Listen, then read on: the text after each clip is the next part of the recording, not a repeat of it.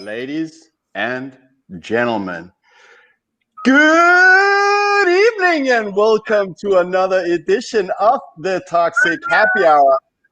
The Toxic Happy Hour is the place where we are toxic towards scams that delay the adoption of sound money. We are.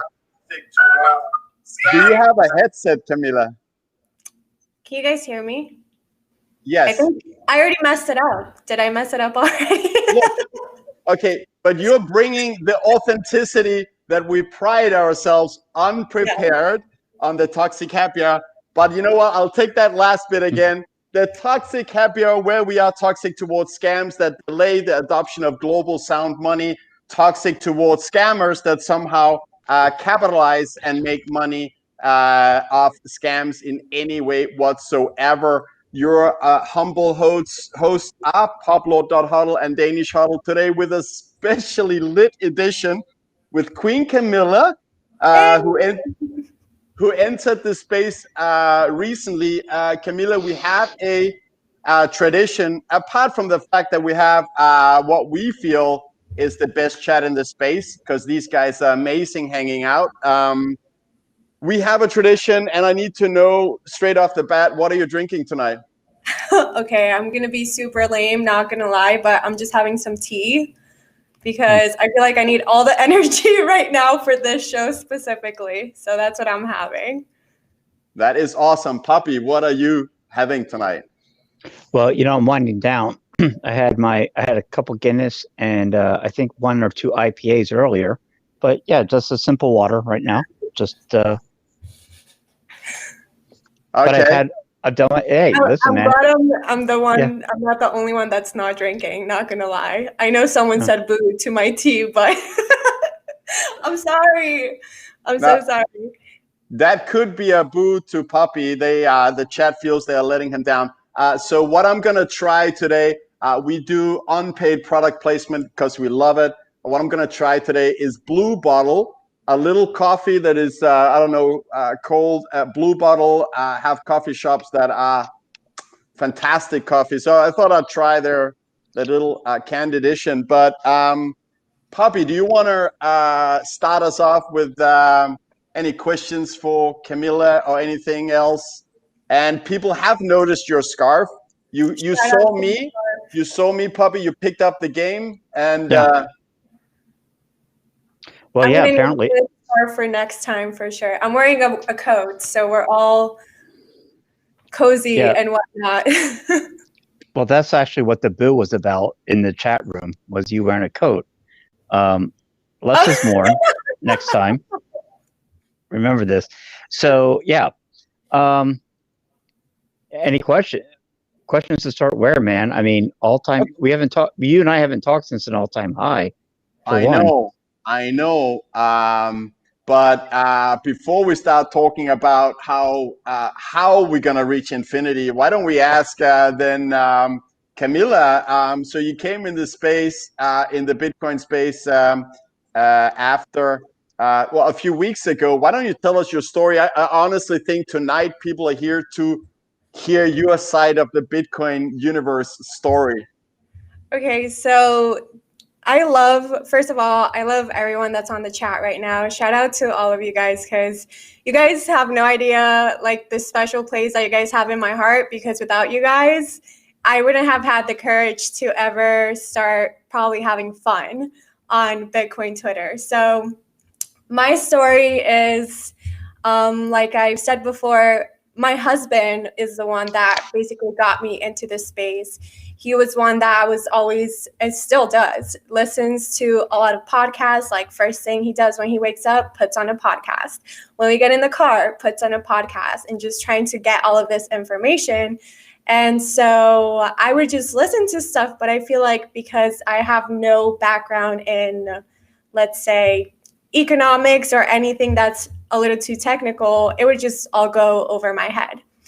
But it wasn't until I started listening to him talk about it more with his friends, with his family, that I started to get super interested. And I would tell him, I'm like, you have to get on some show and talk, because the way you explain it, like, it sold me over and over and over again. And then he's the one that told me, you have to read the Bitcoin Standard. It's a really good book. So I read it during an airplane flight. It was almost a 4-hour flight. And usually I get super sleepy when it comes to these plane rides. But I was hooked on the book, and I read the book throughout the whole flight. And I was looking at him and I was like, this is even better than any drama or anything, because like the history of money is insane, and how people don't know about it, and how it's just messing up our world. Like, it's funny, I posted something on another social media platform asking people what money was, and I saw that over 100 people saw my question, but only one person had the guts to answer it. And it still wasn't like the best answer. So I was like, wow, people really aren't educated in this subject. So when we got back, he actually had the Fold app on his phone, and he got an email to get on Bitcoin Magazine, so that because they were giving away 1 Bitcoin. And so we got on, we started playing the marbles game, and then after that show is when I saw Anders on the happy hour, and I was like, oh, this is a cool happy hour, blah blah blah. And then Anders DMs me, and he's like, oh, we're about to get on the toxic happy hour. He's like, no pressure, if you want to join. And so I joined, but by the time, I know you guys were doing a show, but by the time I got on, it was a little too late. And I just started talking with Anders and with my husband. And just seeing how cool you guys were, I was like, oh my God, this is really cool. So then Twitter, I've had Twitter since forever, like since 2013, but I never really used it. And so I told my husband, I was like, I'm just gonna start going on Twitter and posting about Bitcoin. I'm just gonna make my Twitter about Bitcoin. And then he was like, well, why don't you put like thinking about the name, like, oh, why don't you put crypto Camila? Because that has kind of like a ring to it. Who said that? My husband. Okay. Yeah, we were talking about this. Yeah. When we were DMing. And so I was like, but I don't want to. And that was like, he showed me other girls in this space that had like crypto, blah, blah, blah. But I was like, but I don't really know about crypto, and I don't want to know about crypto. I just want to do Bitcoin. And so and then I was updating everything live as I was talking with my husband. And then Anders, he's like, take crypto off. Like, don't even go into that. And so I was like, okay, well, since, he's in the space. So I changed my name to Bitcoin Camila, and I was like, that's it. That's how it's staying. I made my little banner, very amateur banner. And I was like, that's it. That's all I'm posting about. I don't want to know about other crypto. I just want to learn about Bitcoin, because that's what grabs my attention. And I understood the scarcity aspect, how it's super valuable, how no one can mess with it. So I was like, that's it. I'm all in. And that's how I got started. Go ahead, Pubby. Yeah, no, I want to jump in because I always, some of the guys, of course, in the chat, well, they'll laugh or make fun. You have to have the proper mindset to understand Bitcoin. So you didn't just get on the airplane and read this book and then all of a sudden get it. There's something in your past, your history, in your education that led you here. Mm-hmm. What is it besides listening to your husband's podcast? What was it, do you think, that really made you get it? I think that definitely plays a really important role. Like, where I come from, so I'm an immigrant, and like I said, people come here as immigrants, especially to America. This is like the American dream. The biggest thing that's ever happened to the world is the USA, right? So people come here thinking that they're going to have a lot more opportunities, and that when they come here, that all of the problems that they probably had back in their home country are going to be resolved, because there are not many opportunities over there for everyone. You either have to be in politics that are corrupt. So someone in politics is going to get you a job that's going to pay you well, but there's still going to be a lot of corruption, or just other ways. it's no secret that, especially in Colombia, I'm Colombian, the history in that country is very tough when it comes to like the drug trafficking, the cocaine, etc. So I was born in a time when, interestingly enough, Pablo Escobar died the year I was born. And so all of those things brought a lot of violence to the country, a lot of just a very bad reputation. And my mom is actually a very young mom. So when she had me, she was like, I need to get out of here to look for more opportunities. So knowing, and what really woke me up with the money thing is knowing how corrupt the system is becoming here. In my head, I was like, it's so sad that so many people sacrifice so much to come here because you move away from your family. And I know Anders knows exactly what I'm talking about. You move away from your family, from your customs, from everything you know to start somewhere new. But is it really worthwhile if they're messing up with the money and we're never actually going to achieve the goals that we wanted to achieve when we were here? So that definitely clicked for me. And I think the whole hodling thing, like don't let go, like that type of patience, I also understood because it took me 17 years to become an American citizen. And that was always like the dream, 17 years, because I came to this country when I was 6. So I was a very little girl, and that was always the goal. Like, the goal is for you to become an American citizen because that's kind of like a graduation that you made it. All of the things that your family went through, it's worthwhile and you made it. So in my head, I was like, if I waited 17 years to become a citizen, I definitely have exercised the patience to get Bitcoin and hold on to it as long as it takes. Like, I'm not going to get rid of it. I'm just going to wait to see what happens, even if it does get tempting to let go of it. Like, I feel like I have my head in the game of, you know what, we're just going to hold on to this and see where it goes, because this can fix a lot of things in our lives and kind of give that hope back of the American dream. But now it's not an American dream. It's more like a global type of dream, that can help a lot of people, not only here in America, but everywhere else. So. You're a born hodler right now. What 10 years is nothing. I mean, that's 2.5 halvings. Yeah, you got it. Bring it on. Yeah, for sure. I just want to say that I'm proud and honored that, Camila, I met you when you had like 80 followers, and that I told you, get rid of the crypto in your Twitter account, replace it, in your bio with Bitcoin. That's, if I have that small part in your journey, which is exploding, I'm happy. I'll take that. No, all of you guys are part of it. Even the people on the chat. Like I said, once I came back and I knew, I was like, okay, I need to go back on and watch these guys on Toxic Happy Hour, and just reading all of the comments and how fun everyone was. That's what I was like, I want to be part of this. Like, obviously I understand that this is something a lot bigger than myself. Like, yes, we're all going to become rich, and that's amazing. Great. Good for us. Pat in the back. But it's like we're part of a bigger thing here, where we're making history right now, and we get to have fun at the same time and meet cool people that have the same mindset. It's so important. A lot of people out there are looking for a sense of community. Like, I was telling myself, I feel like I want to be part of something more. So the fact that I was able to find you guys so quickly before the year ended, it's like, holy crap, this is amazing. This is so amazing. How do more people not know about this, Yeah,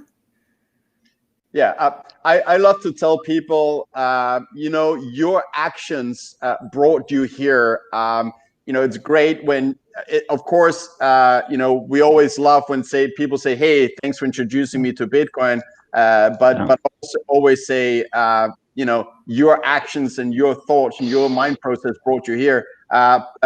So to Bitcoin, and to all the great people in the chat, that, by the way, you can find all, a lot of links to profiles that are important here in the chat room, to Camila, to Pubby, and to like 4 awesome TikTok videos for Camila. It's down in the show notes on YouTube. I just want to say cheers to Bitcoin and to you guys.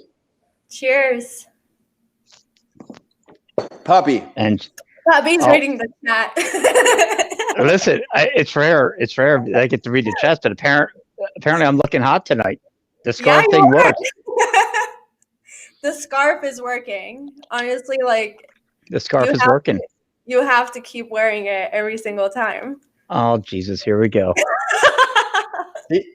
He saw how it was working out for me and all the attention I was getting. So he decided to join the party. You guys are the dynamic duo, so I feel like it's a thing now. Like you guys have to do it. What's funny is I travel quite a bit internationally. Especially pre-COVID. But yeah, going overseas, yeah, I always had the scarf thing going over there just with just regular travel. But yeah, once I get home, I never really thought about it. I don't really use it. But yeah, Anders, he brings the European flair. I bring the brashness of America, and our show turns out pretty well. No, yeah, this is great. This is really awesome. We've said it before, but this show is based on a travel of 2 years ago. Pubby and I started talking every week, several times on the phone, just talking Bitcoin, everything related to Bitcoin, and everything comes to Bitcoin somehow. And then this summer I said, Puppy, like I really want to restart my YouTube channel, and I need something to kick me into gear. Why don't we just put our conversations online? And that's what we did here. But you said something about Bitcoin being a good thing. So can you tell us a little bit about why do you why is Bitcoin good for humanity and people in general, if that's what you meant? So just have a little, what do you call it? My mind works very weird because I'll have the word in my head in Spanish and I'm like trying to translate it. But anyway, you guys know that I'm new, so if I say anything that's incorrect, my feelings are not gonna get hurt if you guys, correct me and stuff. Like I said, I'm here to learn. But I think the word you're looking for is guapo. Thank guapo. You. We'll go with that. The Danish guy doesn't speak Spanish? Oh. Lo siento. Lo siento. No, Pablo español. 4 cerveza, por favor. That's all you need to. That's all you need to know. And make it snappy. That's it. That's all I need. Camila, you brought up something that I forgot to tell you in the beginning, which is an important part. Really, is so you're new in this space. You're new on the Toxic Happy Hour. Apart from welcome, I forgot to give you the fair warning. Anything you say on the Toxic Happy Hour will and can and will be used against you in the court of Bitcoin Twitter. Video shots are recorded, and we will be publicly humiliated if there's any little flea. So can we start over? No, I'm just kidding. So Bitcoin and why it's important. I just feel like I said, the background I have from my country is with all of the corruption that's going on, and the fact that Bitcoin fights against that basically because there's no one that's going to come in and corrupt it. I feel like that was one of the biggest things that to me was like, wow, this can really help humanity. This could really help the people that it's so hard, no matter how much they work, no matter how many hours they put in, it feels like they're just stuck in a rat race that it doesn't matter how much they do. It's always like working for money, but it's never enough. And the fact that, the dollar is pretty much getting destroyed, that's really heartbreaking for me because I see these people on a day-to-day basis, or the people that I grew up with are people that just struggle a lot. And they have no sense of hope for the future at all. They're just like, I just came here to work and that's it. A lot of people come here to work and then they try to send the money over to their home country, and it's like there's never an end to it. There's never like a punchline to it. Like, this is good, but they're sacrificing so much to where with Bitcoin, I feel like it's really giving them hope that they're being able to take charge of what's theirs again. And why is that? What about Bitcoin, in your opinion, makes it that money that can give them hope? I mean, are you thinking about the deflationary aspect or? Yes. So that's one aspect. Another aspect is the people that come here because they want to earn a lot more money so that they can send back home. Thinking about how much they have to pay in order to send that money back home is just heartbreaking, to where it's like, if you think about it, you're able to move money. Yeah. Like, there are no borders with Bitcoin. And that to me is absolutely amazing. Absolutely amazing for us if we ever want to travel all over the world and we don't have to worry about exchanging our money for currencies. But I think about it more like for these people also, that they're just looking for an opportunity to make their life better and their family lives better. But if the system is taking away a lot of that money to where they never get to that point, that to me is just, it's so sad. It's so sad. So I think about it from that standpoint, for sure. Cool. And what about your Pubby? Because when Camila said this, I have a rant on central banks and how they punish the people at the bottom of society that only have fiat currency, unlike the top of society that have assets that grow in value when you make the money cheap with low interest rate. I could go on for 5 minutes here, but I don't want to, steal that much time from the show here. So I'd rather give the word to you, Pubby. Wow, that's an odd one. Usually you steal the 5 minutes, and like a bank, you screw me. So thank you. And that's why you're here, because you love it. Yeah, appreciate it. Yeah, so when you look at it from what's hard as an American is to explain to other Americans what life is like in other countries. My background is, I get to travel to so many countries. Been to over 95 now, almost 100, and I see firsthand what it's like, what it's like to live in those countries. When I get to talk to the locals and understand the feeling behind their banking system, their government system. Yeah, so when I come home, it was always sort of I wouldn't say disingenuous. It was just hard for me to relate to anyone back in America because they don't understand our world. Our problems here are just first world problems. We don't have problems when it comes to literally storing. Well, we have storing value, but we don't have the problems of true hyperinflation that I've seen in other countries, man. That's the hardest part that comes in. So I would say, it's great coming in when we can have someone that has been born in Colombia and sees it. We come over here and we find people from other countries that can give us a different perspective. That's the brilliant part of Bitcoin. It really is, because it brings the world together for different reasons. Yep, absolutely.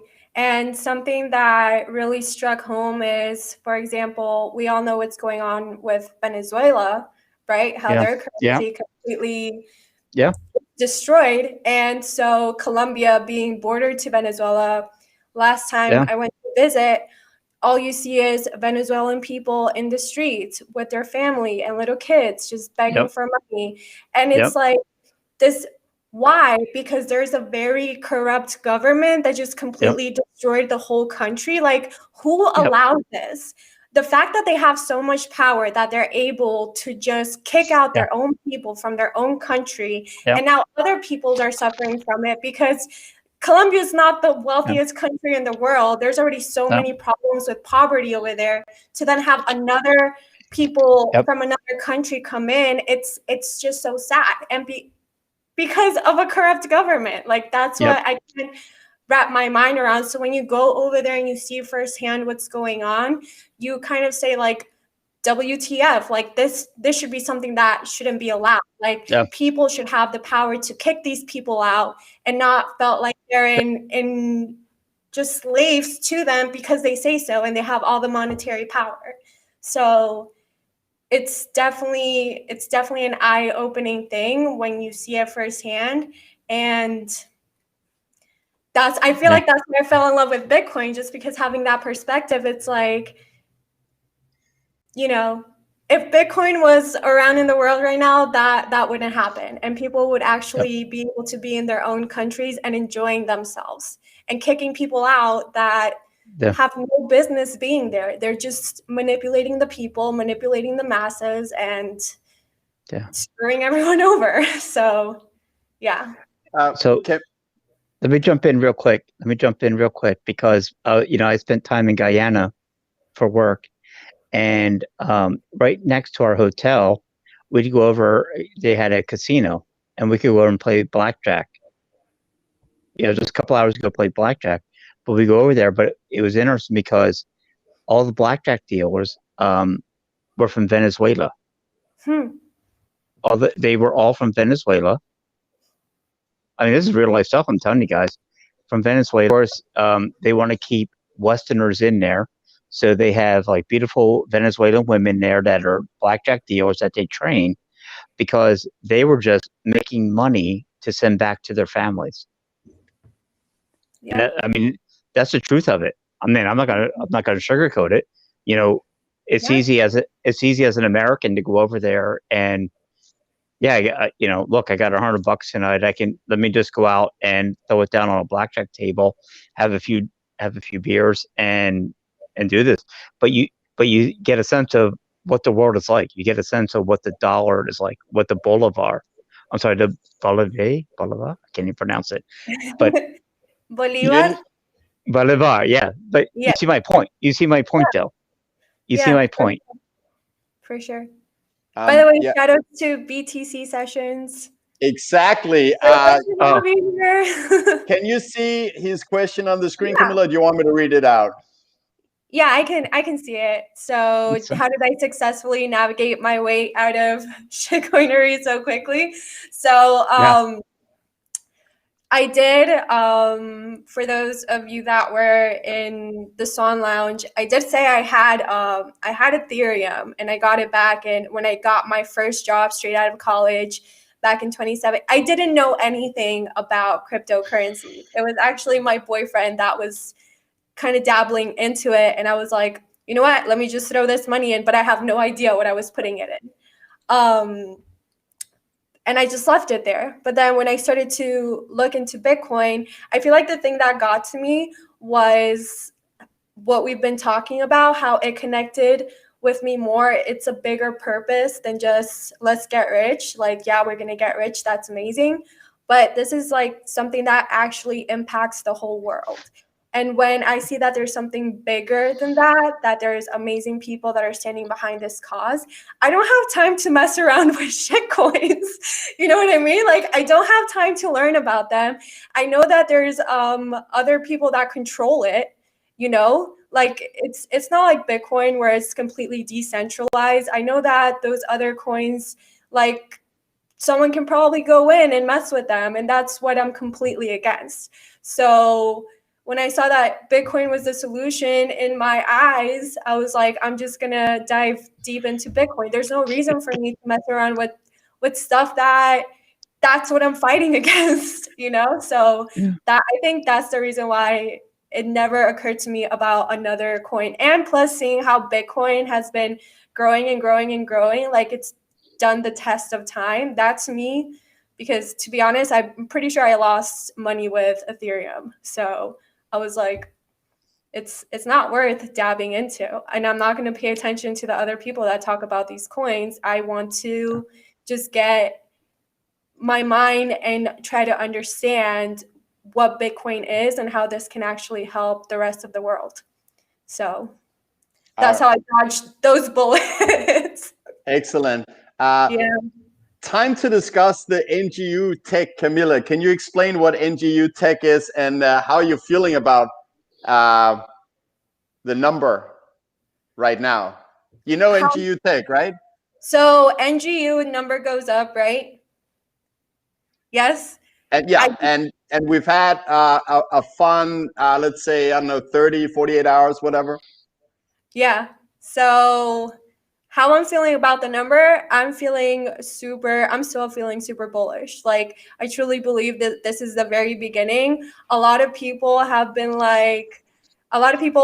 or that we've talked about, that my husband has talked about, it's like, oh, but it's so expensive now.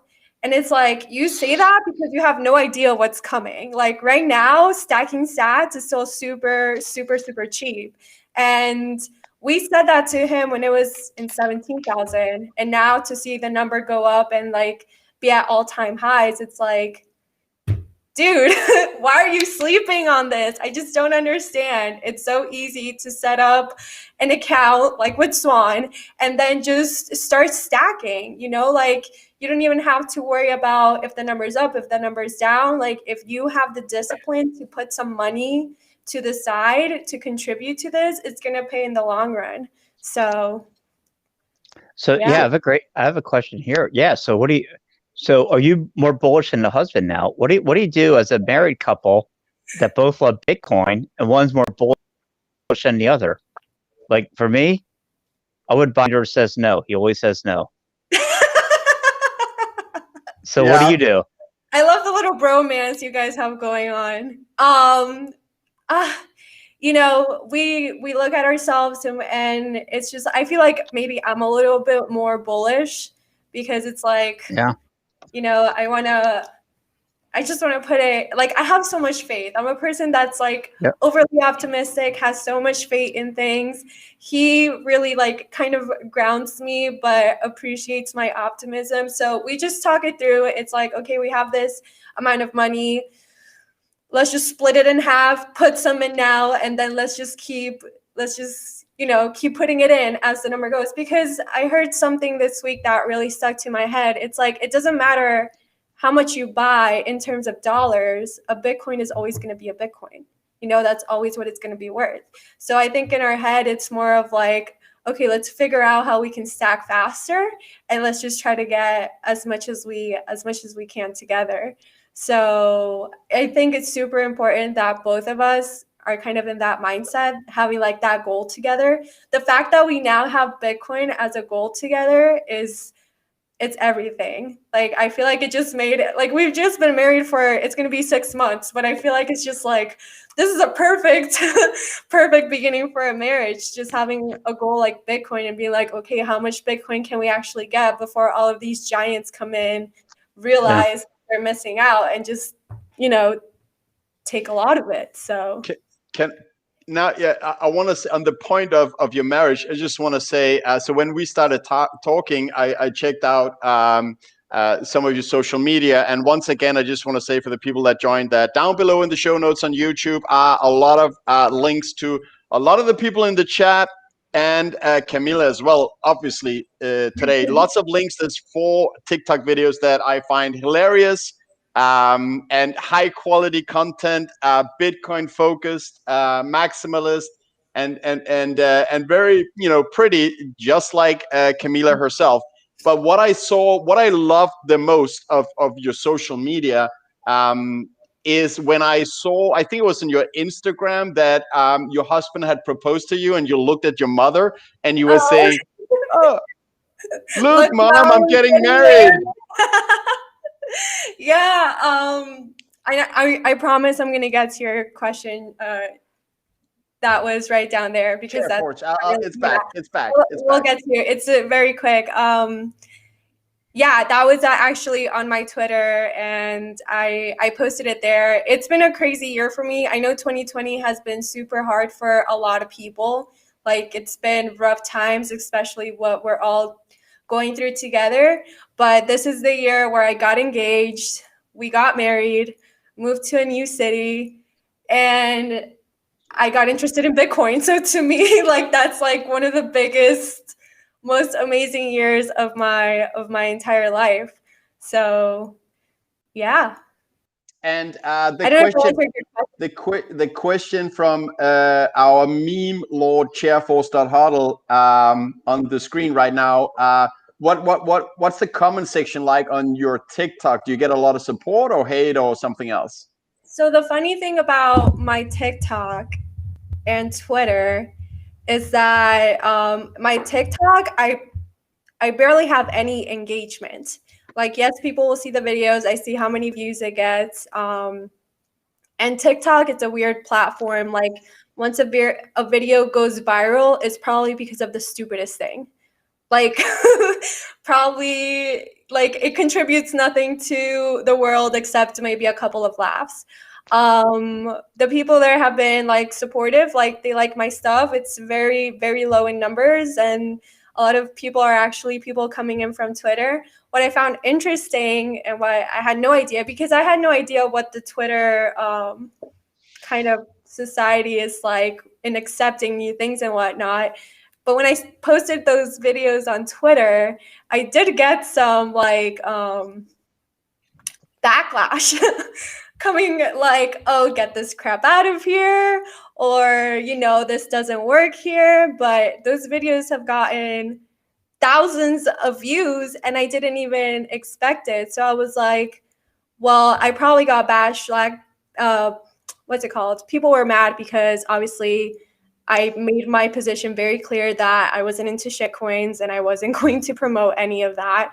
And that was super important because I know that during the week that I got in, there's other accounts that are saying that they love Bitcoin, but then they start promoting other things.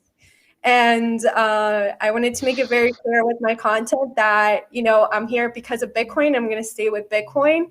I feel like that's a very educational aspect. It can also be very educational as well. And I'm trying to target other people, like younger people that have no idea that this exists.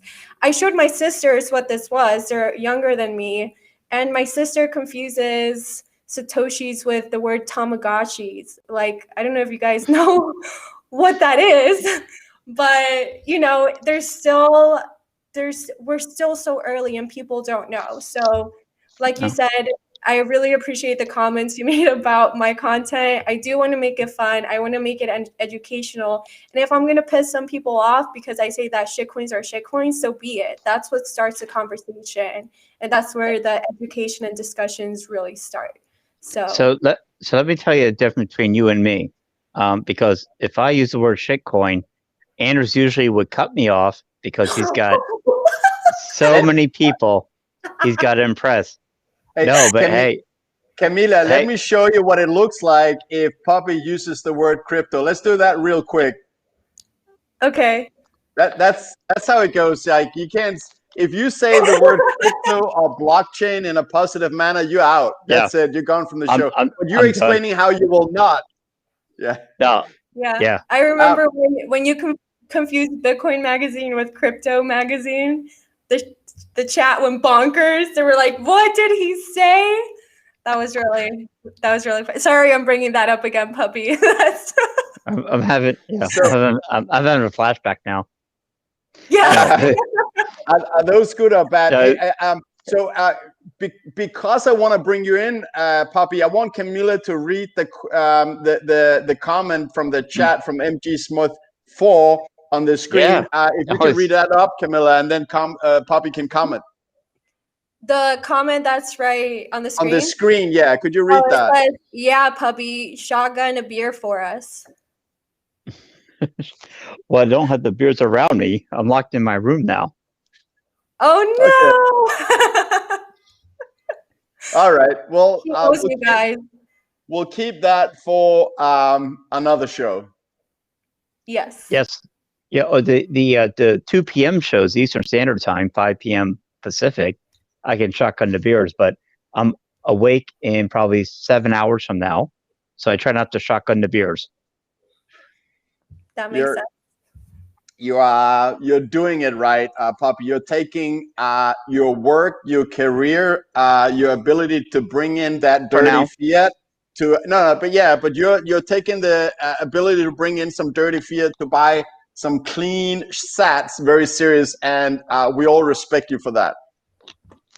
Hey, just a little thing I bring to the table, my friend.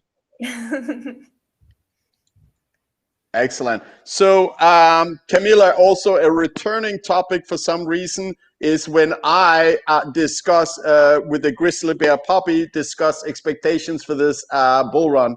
What do you have any expectations? Do you feel we're in a bull run? Where do you see the bull run go? Wow. Yeah, here we go. Oh man, I just wanted for it to keep going up forever. Obviously, I feel like I mean, I told you guys I was really optimistic. It would be amazing if we could just see it go up, up, and up. And a lot of people are saying this is very different from the last bull run, you know. And I hope it's true, especially because we have, like I said, we need to start hurrying before all of these big giants come in and start trying to take all of the Bitcoins, because there's a lot more awareness, and Bitcoin is just a test of time. You know, it's still really young. People are now kind of like starting to like, okay, what's up with this? You know, the numbers keep going up. So I hope that there's just like a different type of awareness now than there has been in the past. And I feel that's why the educational aspect of all of this is so important, because there's going to be a lot of new people coming into space. And just like I was able to avoid it, it'll be good for them to also avoid the scams and all of these other things. We need to start promoting Bitcoin as truth and keep doing that. Keep doing that together as a group. You're killing it. But I want Pubby. I want to give you a really good chance to speak. So I can see my node is hustling in the corner. I'm going to go reset the node, and then I want you to take it away. You think that's possible? I'll handle it. That's for sure. All right. See you in a bit. Okay. All right. Okay, now he's gone. I'm just kidding. Thank God. He's such a blowhard. You know, it was great. You know, when Andrew and I started talking and decided, you know what, let's go forward and post our conversations online, is because we would talk, like we were talking 2 hours a day, just having a great time, just talking about Bitcoin. Mm-hmm. And it was mostly because we were challenging each other in many places. We were challenging just how did you start, questions like this. And I forgot, as we move forward, the easy thing to do was always to find, hey, who's like a big guest you can get, a big name guest you can get. And that's not necessarily that's not what Bitcoin's about. So I'm loving the fact that we can talk to someone that is starting out again. You see? That because that's what Bitcoin's all about. It's not the ones that have been here. And look, you can learn from them. Mm-hmm. But I love the fact you're here, your husband's here, and you guys are just learning about it, and you can move forward. Exactly. Something else that it's super clear, like I see that I'm starting to get all of these followers because, you know, oh, it's the TikTok girl or blah, blah, blah. But it's like people need to understand, and the new people that are coming into this space, is that we're not the rock stars here. We're not the stars here. The star here is Bitcoin. And as long as we keep promoting that, we need to understand that we're the messengers. We're just the messengers delivering messages to people that, you know, we just want to spread the word. The more we spread the word, the more people are aware of this, the more power we're going to have behind this movement, because this is what it is for me. It's more of a movement more than anything else, not trying to just fill our own bags, but teaching people this is the way how you're going to protect your money moving forward. So as long as we have that clear in our heads that we're just the messengers and we're having a good time while we're doing it. And like you said, I honestly appreciate you guys like bringing me in to talk, because there are brilliant minds behind the space and that we really need to listen to them and to learn from them or whatever. But it's so fun to just get the common people also. Like I said, I have no background, you know, in any of this. The fact that you guys don't like just, you know, cross the name off because, oh no, she knows nothing about this. What is she going to talk about? That says a lot about you guys as well. Like exactly, the plebs, we need to stick together. Wow.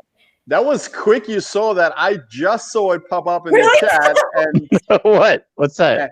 She's way quicker than me, this girl. What can I say? There's many.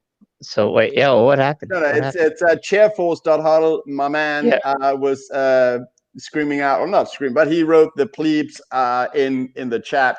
as Yeah. Camila was talking, and she quickly picked up on that very quickly. I was surprised. And honestly, like I feel like I baptized myself with that label as well, because I'm just another one of you guys, you know, that is just hanging out, learning, having a great time while doing it. And I always want to keep it this way. I don't care. I don't care if my account blows up, and I'd never care if I want us to have the same amount of followers. I don't want it to seem like, well, this girl blew up and that's it. You know, like I always want to keep it in this level where we can just like talk to each other about anything. And yeah, we do have the most interesting conversations because it's not that pressure of, oh, this needs to be super intellectual or else it has no worth. I feel like this has a lot of worth right now. You know, just us talking, we're from completely different parts of the world, different age, you know, different backgrounds, and that's the beauty of it. It's how it brings everyone together. She called us old. She just called us old. I just want to say, Pubby, this is to you, all right? So apart from that comment, so here's a positive comment. It's definitely a comment. I'm happy that we had the opportunity to get Camila on our little toxic happy hour before she has more followers than you and I and all the other guys hanging out with us in the chat combined. Am I right, Puppy?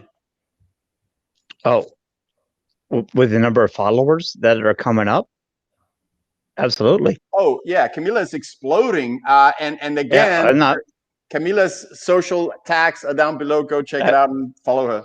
As long as I'm always invited to come here and hang out with you guys, then that will make me happy because that's another thing that's super important. You can never forget where you came from.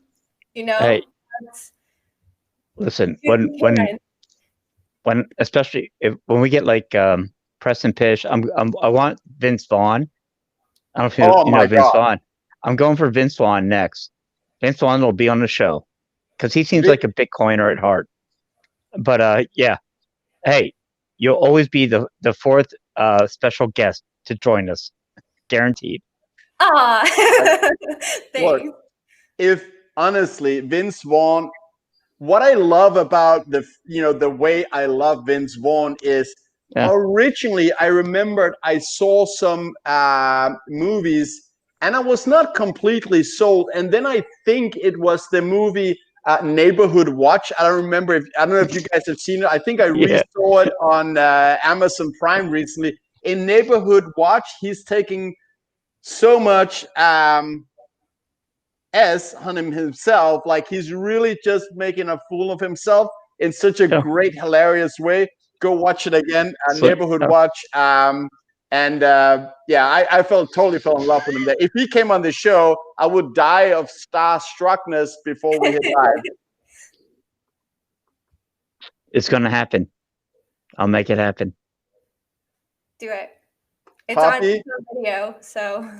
Pubby has spoken. Maybe if we tell him that Camila has been here, he will then he can come as well. Well, Camila, you can tell Camila already. You've already called one of my bets outlandish, and then you acquiesced and said I was right. You've already said, you know what, Pubby, you were right on this bet. I'm sorry, I was wrong. You said it once, you'll say it again. Wait. He's so focused on the comments. Oh, wait, what? Are you? No, you're not talking about me, Pubby, are you? I'm talking about you. Yeah, the one time I had a bet out there, and you said, no, Pubby, there's no way that's going to happen. And then all of a sudden, within 1 week, you said what? Oh, wait, you're right. Sorry, I owe you a steak. Yeah. So, Camila, let me explain how that worked. I knew from the beginning I was entering a losing bet, but because I have this bromance crush on Puppy, I'm like, okay, how can I enter a bet where I'm going to lose a steak dinner and unlimited beverages from my man, Puppy? So I chose to make a bet that means we're going to hang out in 2022 and have steak and, a good time. Nice. So there you have it, Puppy. This one's for you. I wanted to buy you steak, and this is how I could do it. Make a bet with you, man. And an obvious losing bet at $17,000 Bitcoin. Yeah. Do you want to do you care to explain the bet? I think there may be a few people that haven't heard about this bet. Greg also was included in that. He was the original. Yes. I was waiting for you to explain it because you made the original bet with Greg. All right, let me do it quickly. Yep, you go. All right, so a lot of people have heard about it already. I'll try and do it quickly just so that we don't waste too much time on that. So I made a bet with Greg saying that between here and the end of 2022, there would be a 50% drop in the Bitcoin price some stage during 2022. And he disagreed with me and said, and then we made the bet on the steak dinner. Then you came on and whoa, we're a bull. Back up. Sorry? Back up. Look, if you're going to tell a story, tell it correctly. Dear God, man. Pubby's waking up. So Pubby's waking up. The bet was that Bitcoin was going to moon. And you had always said there's going to be a retracement. There's going to be a retracement of at least 50%. And I woke up in the morning, as I always do, and I look at our chat room and see all the drivel on there. And I find out, oh, here's a bet. You said it would retrace 50%. 50%, you said it was going to just drop back from the all-time high. And Greg's odds, man. Shout out to you, baby. I think he's still in the chat room right now. He is. Yeah. Greg was spot on. He goes, yeah, 50%. You're crazy, Anders. And I went even further. I said 40%. So I gave you the 40% bet. There's no way it's coming back. It's gone. It is escape velocity right now. This is the bet. It's escape velocity. There's no way it's coming back more than 40% again. Listen, so that's Pubby, the bet.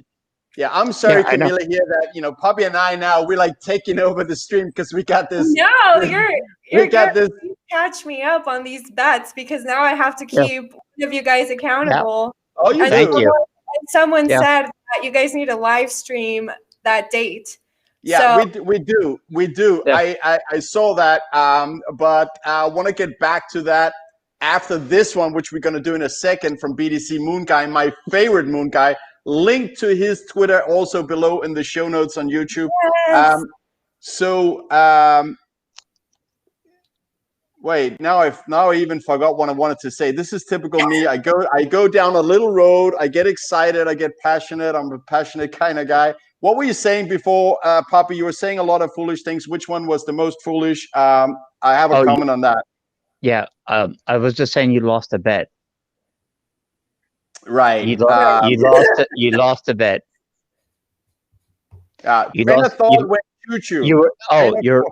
You were a big bear. You're a big bear that thought that Bitcoin would retrace. You're a big bear, and I called you out on it. Yeah. And now you owe me a steak. Because you're my brother. I want to have steak dinner with you, and I want to buy it because I love you. You're going to buy it. You're going to buy it, all right? Steak dinner. You and Greg. So, but Camila, what do you think about that? What do you think about the price could go by the end of next year? And what do you think about this this bet? I think Pubby is gonna win the bet. He's like, yes, I know. Of course. Okay, so very, very quick question. So when you guys say about when are we going to the moon, is that like an exact number that people are waiting for, or is that just? Wait, Anders, did you just text her that question? Did you just text her? Yeah, I'm keeping Camila that's a fantastic question. On how to best fry Pubby. That's it. Oh, listen, that's a fantastic question. What is the best time, or what do you do? Hey, man, I'm still until my boy Plan B goes down. I'm sticking with stock to flow, man. STF, baby. Plan B put it out there. He put it out there from the beginning for free. And so far, he's still living large. He has not gone down. I love him. I love him, man. Sorry. I'll be going there all day long because it's mathematics. When you have to explain to people, it is mathematics at the end of the day. All right, go ahead. Sorry, go. Yeah, so I remember my train of thought. So I want to take that question for you first, Pubby. Put you on the spot here a little bit, and then we go back to Camila to get the answer on the question on the screen. But Pubby, so you're talking about we are now at escape velocity. So you got to have a definition for that. How do you define escape velocity? Yeah. So escape velocity right now for me, I'll explain what it is. We're hitting a point where the US dollar and the printing is devaluing so quickly. What we used to think was a dollar is gone. It's gone. The value of Bitcoin is going in the other direction. The value of Bitcoin is skyrocketing. Okay. And I put that out once about there's a transfer of value of how we value Bitcoin. Do you value it in just fiat currency or value it in purchasing power? We are right now at that midpoint. We are at the midpoint. I don't know what we call it, but we're here now. We are here now. And you're starting to see it in the price. In April, we're at 7,000. And sort of my inside joke on Twitter was, I'm going to take my $1,200 like stimulus and just fucking transfer it. Now it's worth over 4,000. So to me, yeah, is it $4,000 or is it purchasing power? Right now, we've already transferred over the Rubicon in a way. We've gone over the Rubicon. The dice has been thrown. I love it. I love myself some Caesar quotes there. But I think that's a fairly weak definition. Like you're putting a lot of words on it, Pubby. If Bitcoin drops 60% from 400 to whatever, is that escape velocity now, or is it escape velocity after a 60% drop? Where are we at? Oh, for me? Yeah, if we hit 400,000, we drop 60%, I'll escape out of life. No, I can't. Yeah, Camila, back to you, Camila, because Pubby, I give him several chances to answer a simple question, and he gets poetic, but he read a lot of books. And he's seen the world. But Camila, where do you think the price of Bitcoin will be by the end of next year? Gosh. Wait, Camilla, relax. You're a first time guest here. Listen, it's 150 grand, my friend. 150. 150. You said 150. I was in my head thinking 400. Whoa, easy now. I don't want Anders to get too. I am really optimistic. So am I. I know. Yeah. 400. 400. How about that? There you go. 400. I would say that Pubby is warming up during this show here. I feel he's getting down. Throwing out $150,000 prediction for next year. I totally lost track of the chat, but that's also because I'm focused on my boy Pubby here. Yeah, you're gay.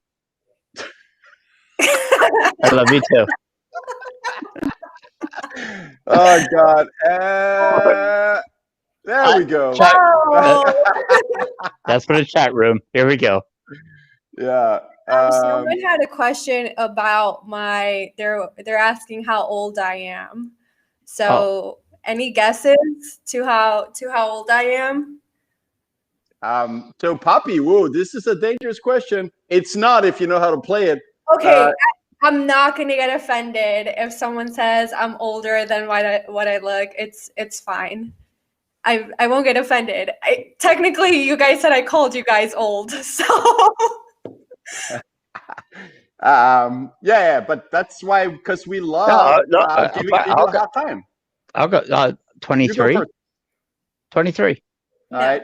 No. So here we go. Oh. Can I ask a question first? Pedro. Thank you, Pedro. Okay, I'm gonna call you 26. 26. Yeah, 26. I am a champion. That is my game. That is my game. I don't know why, but it's the analytical skill, and it's the same analytical skill that makes me say, not financial advice, but friendly opinion. Nice. Go all in Bitcoin. It's the same analytical skill that just told you, Puppy, that Camila is 26. But I like the way that you try to give her a compliment. Oh, I wasn't giving a compliment. I just saw the future value, and I saw it at 23, and I went for it. Philip in the chat is actually super smart, and he's been listening because he's like, it's simple math. You said you came here when you were 6, and it took 17 years to become a citizen. So someone's really paying attention. Good job, Philip. Shout out to you, Philip. Oh, so Puppy, I was paying attention apparently. Go ahead. And you got it wrong. You're doing it wrong. What can I say? I still love you, man. Look, brother. Pubby. We both. Hey, look. I buy Bitcoin. I hold Bitcoin. I don't need anything else in life. Exactly. Except good health, you're family, right. All of that. Doing my little memes. Yeah, that's true. All right. Greg is saying one thing that I think is crucial for Bitcoin, and that is the plebs are not priced in. By the way, I learned to say plebs from my boy Puppy because he is the guy who has read a lot of books and can tell me how the world actually really works.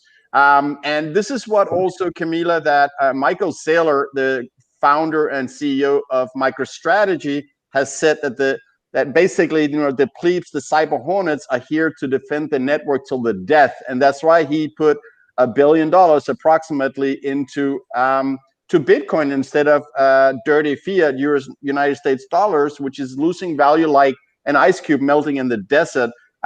What's your take on Michael Saylor and the melting ice cube? I feel like that I was able to visualize that in my mind very well, and yeah, I mean, I completely agree. I love that there's like this sense of purpose and belonging in this community, especially for Bitcoin. The way you think about it, I feel like we're kind of like his little soldiers that are, defending this, because if he didn't see that there was such a big group of people defending this and pushing it to where it is, like, I know a lot of people are saying, oh, it's the big companies that made this go like, to grow even more. But it's like, people do not understand the power of also the common people, the people that are fighting for this, and the people that are coming in order to also help, the value of Bitcoin continue to rise. So Michael Saylor, I like the guy. I like that how bullish he is. It's like, I feel like all of us wish we had that power to buy that much Bitcoin. I feel like it's a great example, and I love that he sees us as being also a powerful force behind all of this. Without all of us, there is no Bitcoin, really. Totally. And so let's do a round of Puppy, if you're up for it. Favorite Michael Saylor takes on Bitcoin. Oh, wow. Oh. Well, like it can be a sentence, whatever you want. Well, listen, I don't want it to be a sentence. I want this to be loud and clear. Okay. This was an action. Okay. This was someone that had a company, or anyone that has their own personal value, something at stake. And what do? They would go into Bitcoin. Now, my favorite thing is this dude over, I don't know, probably $800 billion in, $600 billion in. You know what he said? He goes, fuck it, I'm taking a loan. Fuck it, I am taking a goddamn loan right now. He took a loan out to bet against the US dollar. And so my boy Preston Pish, I'll get him on the show first. Preston Pish talked about the speculative attack on the US dollar. No, the guy takes a loan out and said, oh, wait, I'll give you this at 0.75%. Enemy, Anders, look back up here.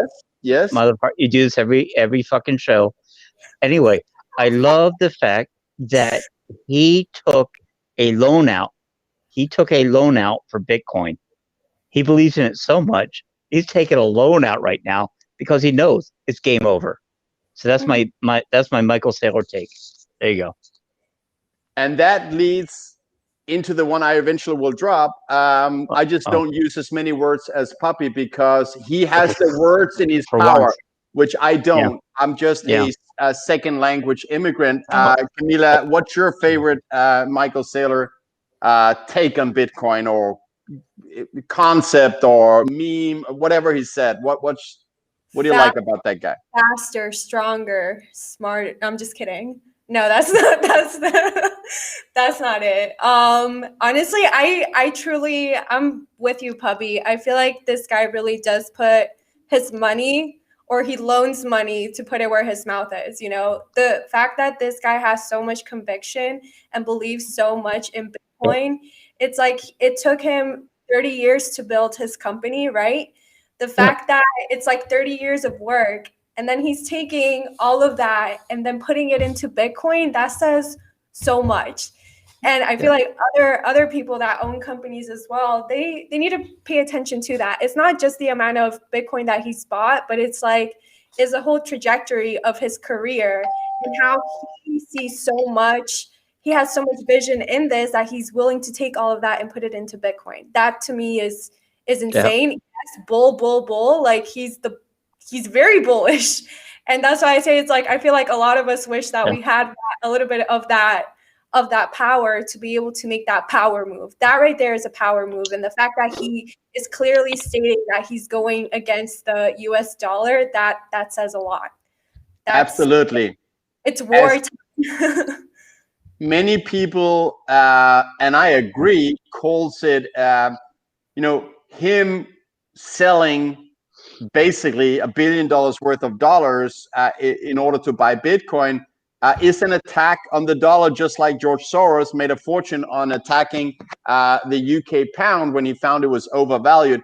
And just remember, anyone who takes this type of bets are running a risk. So if they're wrong, they're punished. Don't tell me you can't sell something, go short on something that you don't believe in. And he went short on afterwards. He went short the dollar. It's in the dollar. Wait, well, what's going on now? I know I wonder if he read he read a comment. He's picking up. So here.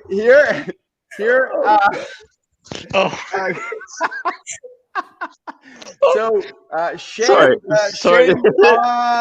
on you, Greg. Shame on you, Gay Sarge. Shame on you, Gay Sarge. Oh, you're Greg Sarge. There has been a lot of questions and rumors about my doorbell sound. It's coming from my mobile, and let me tell you, this sound of my doorbell is an app that I programmed myself that makes a sound like a doorbell anytime you ought to be all into Bitcoin. Really? Yeah. When you hear this sound, it means you're supposed to be all in Bitcoin. Whenever it's not saying a sound, it means you should stay all in Bitcoin.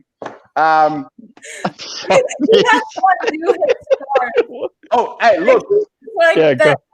I'm done. Okay, but we can roll with this, and then I'll answer my favorite Michael Saylor. No, I'll take it now, and then we go back to talking about the doorbell. Because listen, it took something. I respect Greg here because he saw that Puppy was stalling in general tonight. He's drinking water. He's sitting there with his scarf. Not that it's not nice. It's a really sweet scarf. But Greg saw that he was copying me. So well, I'm sorry. What was I doing? I don't need to repeat that, Puppy. You heard what I was saying. But let me answer before we go back to the doorbell and your vague theories. Then I'll be right there.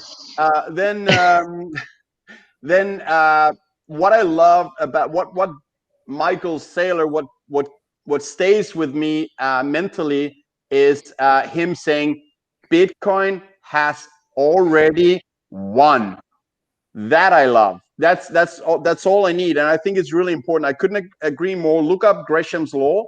He's an economist from UK several centuries back, and he says money is a winner takes all game, and it absolutely is. And then you can say, oh, but why do we have US dollars in US and euro in Europe? Well, money is a winner takes all in a certain geographical location.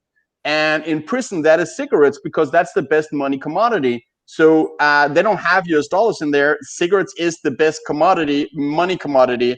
Money is whatever commodity, be it physical, be it digital, that performs best overall on, first of all, it has to be scarce, right? That's the foundation right there. It's got to be portable, durable, divisible, fungible. And then you need someone to be able to accept it, which, for geographical reasons and legal reasons are these different currencies. Now, are we far away from, the really poor joke that Greg he threw before to talk about something else, or where are we at?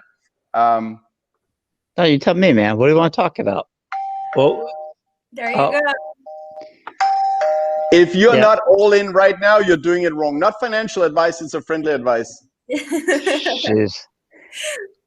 If you heard that, God, if you heard this and Anders is at your doorstep, be careful. Doorstep. Be very, very careful. Yeah.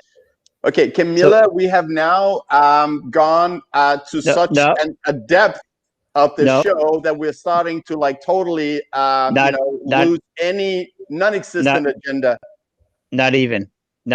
Anders, go. You had a question you wanted to ask earlier. Let's hear it. But to who? Oh, you said before you went in your diatribe, you had something you were going to ask. It says, I got something I want to ask you, but I want to say this first.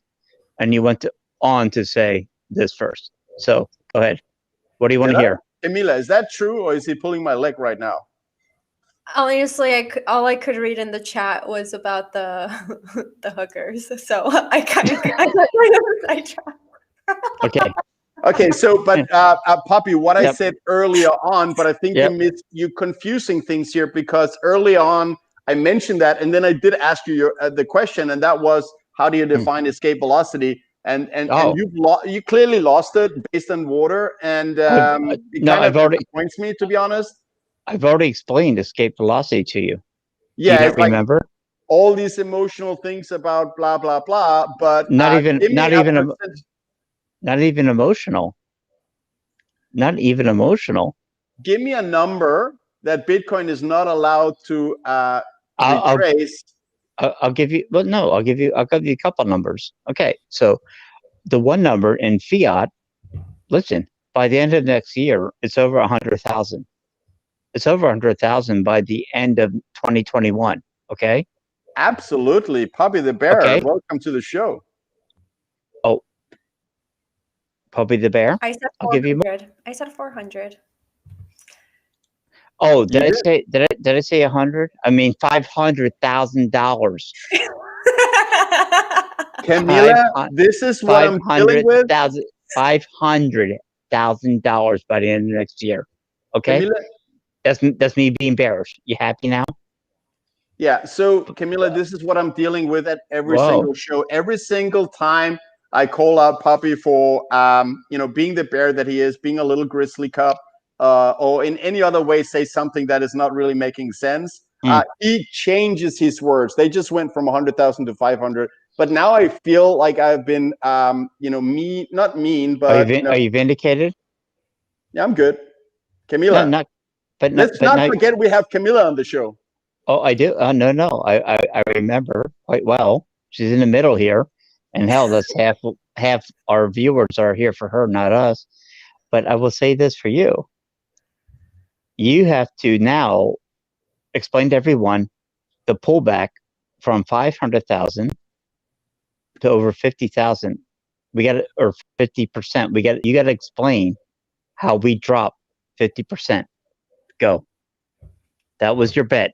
That we dropped 50%.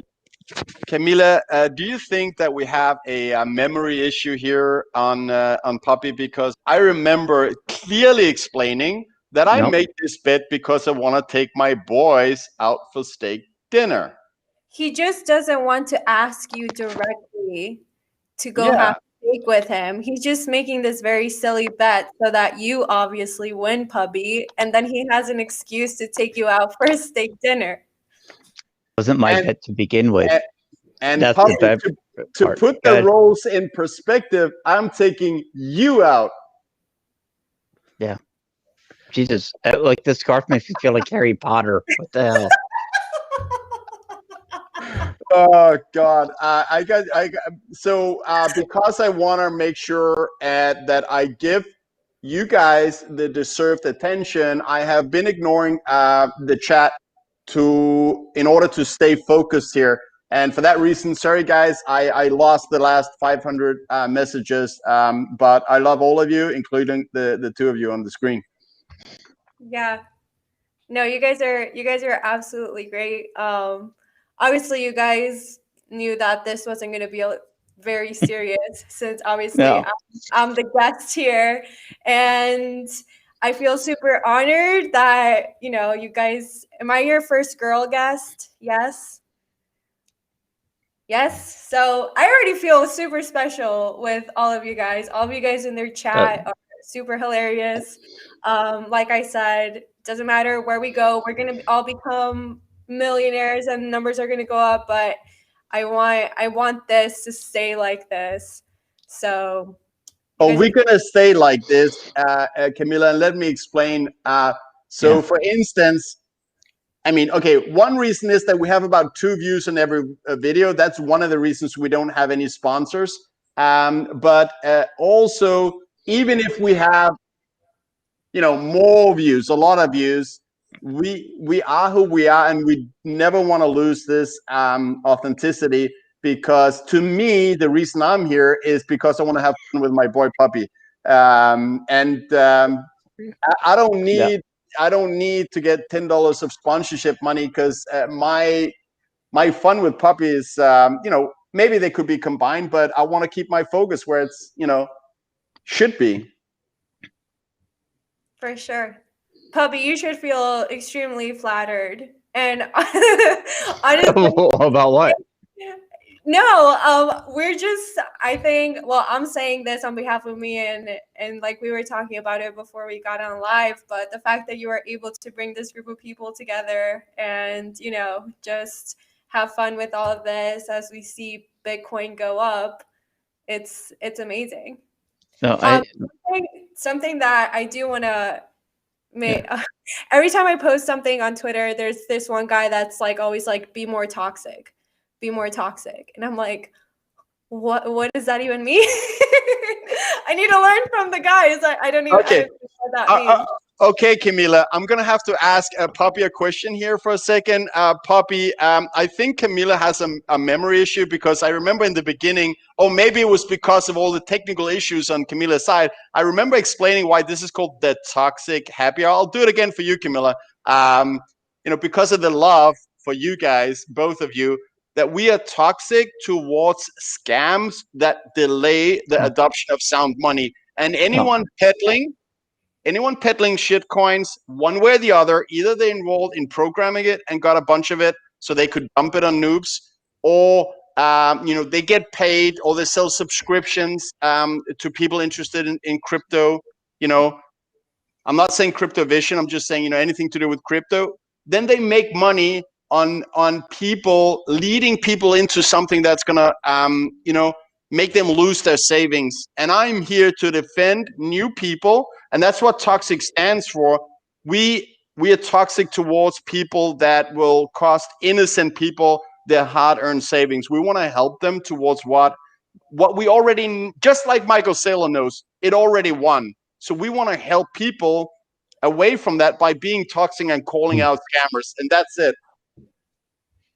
Mic drop. Got it. Okay. Gonna get a beer. And let you guys talk about that. Okay. Say something. Pubby. Get your beer. Get your beer. Yeah, I was waiting for the thing. I was waiting for him to leave. Yeah. Oh, that was super quick. Well, yes, he wasn't gonna let you. He wasn't gonna let you go quickly, was he? No. No. I had to just open the door, fellas. Awesome. Oh, you're back. You're back again. Great. Yeah. Well, why are you guys not talking about Bitcoin and the moon technology? So, okay, let me ask you this question. Since Pubby is sitting there staring into his camera or screen, he's just sitting there looking at Camila. Let me try and help you out. Dude, you missed the whole thing, man. Excellent. I love it. What happened? You guys called me out. I love it. Tell me where am I at right now? Check. 1 2 1 2. Check. Check. Where are you? What? 1 2 1 2. Check. Okay, I get it. Right. You're pretending that you can't hear me. I love you, Pubby. You my man. Who? Help. Hello. Check. Give me that. Is this real? Come on, help me out here. Somebody throw me a boom. So wait, what? You're writing even in the chat. I get it. You guys are good. You guys are really good. You're saying the mic is muted. You guys are good. You're good. You're so good. On that note, I will rage quit. Oh, Check. Okay. So the mic. Oh, what? I'm watching you guys. Nice try. Okay, I will take the hint.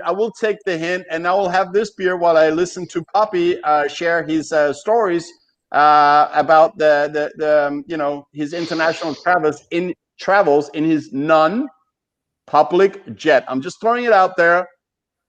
Pubby travels non-public. I'm just, that's for you, Camila. I just wanted you to know that. I have a question for you guys. Serious question. Changing the subject. So obviously, I'm a newbie in this space. What would you tell yourself? What would you tell yourself if you could go back to Pubby who just found Bitcoin out, or Anders that just found Bitcoin out? What would you tell yourself that is something that you should have done once you got started? Don't answer the fucking phone if Anders calls you. The phone. Pubby rolls with it. Nice. It's I like it, Pubby. No, mad props once again, Camila. I love my boy Pubby. He's my little bear cup. Go Grizzly, go. No, honestly, man. When you start at an all-time high, fuck. I go back. I would just say keep the faith. I keep the faith, which I did. I listened to my heart. I listened to, reasoning of, man, this value is at 17,000, 18,000, and it started dropping quickly. And I'm back down at 12,000, 10,000 on my initial buys. And you know what I said to myself? Like, all right, fuck, what am I doing here? Is this real? Or, well, you'll find out Love some good shit like Queen. Is it just fantasy? I didn't know, man. I just kept reading, and I said, I believe in it. I believe in it. And I did. And I wrote that shit down to 3,400. I wrote it down, man, all the way. And all the way back up. And all the way back up because the more I read, you go down that rabbit hole, the more I knew. I was convicted. I know it was true. Yep. Awesome. I see what you're doing, Camila, and I appreciate it because before we went live this afternoon, you wrote to me on Twitter. I can see you're looking scared, but you shouldn't be. I'm not gonna put you on the spot. Don't worry, because you're doing nothing wrong. You're all good. But you wrote to me when I was talking about we're gonna interview you today, and you said, no, Anders, you and I are gonna ask questions to Puppy, and that's what you're doing right now. And once again, Puppy, we love you. Everybody loves you. I just wanted to come in here to actually interview Pubby. It's the Anders and Camila show interviewing Pubby because I heard that Anders doesn't let Pubby talk during the show. Oh, but Camila, you saw Bitcoin Magazine Happy Hour, and do you remember how much Pubby was interrupting people and just grabbing the mic? You remember that? Oh, you don't have to say yes, because then you put yourself in a bad situation. Look, I was fucking drunk. Okay, I was drunk at the time. Okay, you happy? You happy now? Puppy, when I'm together with you, I'm always happy, man. Yeah, got it. There you go. What was your question again, Camila? Because you asked a question before, and it was something about what we should have told ourselves from the beginning. I tell you what I should have told myself. The first time, and here goes the rant, first time that I came across Bitcoin, what I would tell myself right now is, Anders, you idiot, open up your mind. It's not a computer game. It's not World of Warcraft. It is Bitcoin is the future of money. Get some. July 4th, I believe it was actually even American Independence Day. And when it comes to special dates, remind me of that, because I'll forget that. There's another date I want to bring up. So July 4th, 2011, I have my own company. I'm reading some articles online. I read this article about this new money, Bitcoin. I'm like, okay, this is interesting. I always loved money since I was a kid. I always had a dream to make it and achieve financial independence.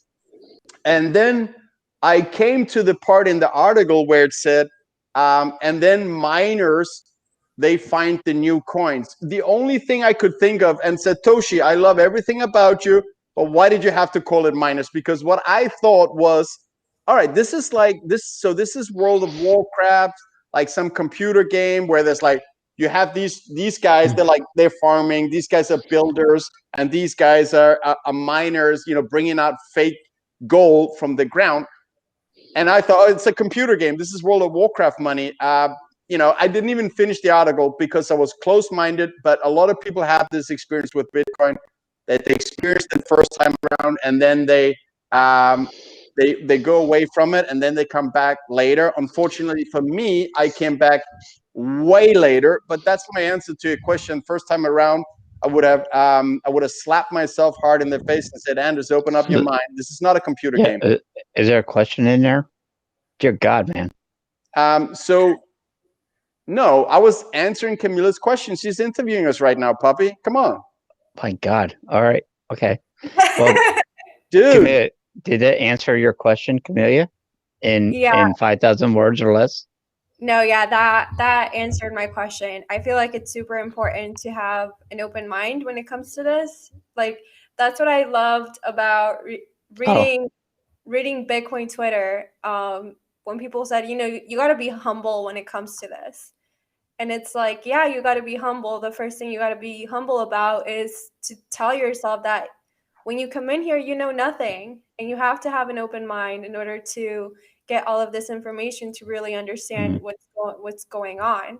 So yeah, I feel like that's amazing. It's funny because I remember the first time I heard the word Bitcoin, was when I started my first job, and it was this guy that worked for another company, but he just bragged about how he got rich and he was able to buy like some property or whatever, but he didn't take the time to really talk about like the meaning of Bitcoin and that it's, there's so much more behind it. If he would have come to me with a conversation about how Bitcoin is this really big thing, that it's not just about you having a lot of money, I feel like back then I would have really invested my time to learn a lot more in this. There's a lot of people that are not just here for the money. They're here for something bigger. And I feel like that's something super important that we need to let people know, because a lot of people are scared of money. A lot of people don't dream about becoming millionaires, billionaires, but if you tell them that this is something that's so much bigger than that, that's also going to help them open their minds to what Bitcoin is and not scare them away. So, yes, you guys answered my questions. Thank you for your answers. So where the hell was this earlier on Swan Lounge? That was a fucking brilliant Oh, expose. I don't know. You guys inspired me. That is, I didn't want to interrupt. You're on a roll there, but Please. Man, you should have literally let everything flow. Yeah, no, and that's why I said it's like I'm super thankful because I know I'm the only guest in here, so I can have those moments of just like speaking my mind. Right, Swan Lounge, I was super nervous, guys. Like I'm not gonna lie. I told Brecky, I was like, Brecky, I had stress dreams last night that I missed the whole thing because I was just like I was excited and nervous, but like I said, you guys just set the table to where it's like, okay, we're just talking about this, no expectations. Miss HODL was there, so obviously it's like she's someone I looked up to because she's a woman in the space. And when I got some backlash from other people, she like wrote to me. She's like, don't take it seriously. So I was like, oh, wow, like she's taking me under her wing. So, but I hope today wasn't the last time I'm in Swan Lounge and these spurts of thoughts just come out of my head and I'm able to talk to everyone about it. So it's the atmosphere that we try to not create, but just have here. If we don't keep it original, like when we were just talking on the phone, Pubby and I, if we don't keep it like that, it'll turn plastic. So I'm glad that you feel that way. Oh yeah, for sure. For sure. Thank you so much. Yeah, it's crazy. It's super crazy. I've already been talking with Brady and Brecky, and they're like, when we saw you promoting this stuff, we said that we needed to snatch you before anyone else did. So, oh yeah. So I got that, and I'm talking with them so that I can do TikToks for Swan as well. So, and those guys are amazing. I believe in what they do so much. The fact that they're also bringing this educational aspect to everything. A lot of people don't realize like the time you guys are putting in right now is going to make a big impact. There may be like 20 people watching right now, but this is going to be archived forever, where people are going to be able to go back to it and be like, oh, I wonder what the conversations were like when, Bitcoin was at an all-time high in 2020, So the fact that you guys are putting all of this time to talk about this and how the other Bitcoin people are doing so, it's such an amazing impact. And the fact that you're not charging, that says a lot more too, because Charging for what? Charging for information. Like there's other places where it's like, you want to see these interviews and insights, you have to pay money in order to see this. And it's like, what? Are you kidding me? Instead of telling these people invest this money into Bitcoin, you're telling them to waste it so that you can get richer. It just doesn't make sense in my brain. So, Andrew, is this true? We could be charging for this content. Don't you dare. Puppy, what we're doing right here is not gonna. We can't make 10 satoshis of this. I could give two shits about charging for content. I could Amen. care less. Yeah, You know, amen. I'm not it's my ruling out life. that 2 years from now I have a paid Oh, fuck. Telegram group. Yeah. No. I'm joking. Don't. But if you're No. gonna charge for hanging out with your mate in the pub, what are you even doing? You know. No. So, but I will say, I fully. I don't admit. So the reason I tell people about Bitcoin is because I believe it's good for them. I've been in sales for a majority of my career, and I never sold anything. I told them about goods or services that I believe with a passion would help them, and just told them about it. I never want to sell anything that is not good for people. I haven't done that ever. I only shared my passion for something that I felt.